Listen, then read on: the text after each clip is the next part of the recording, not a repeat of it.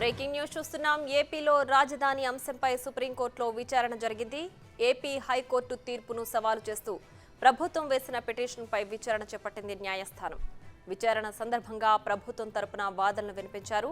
రాష్ట్రానికి 3 రాజధానులు ఏర్పాటు చేయాలని ప్రభుత్వం ముందుగా నిర్ణయించిందని, ఆ తర్వాత సాంకేతిక అంశాలను దృష్టిలో పెట్టుకుని చట్టాల ఉపసంహరించుకుందని తెలిపారు. దీన్ని పరిగణలోకి తీసుకోకుండానే ఏపీ హైకోర్టు తీర్పునిచ్చిందని వాదించారు. అసలు చట్టాలే లేనప్పుడు హైకోర్టు ఎలా తీర్పునిస్తుందని ప్రశ్నించారు అడ్వకేట్లు. కాగా వాదనల అనంతరం ఏప్రిల్ 24కు తదుపరి విచారణ వాయిదా వేసింది సుప్రీంకోర్టు.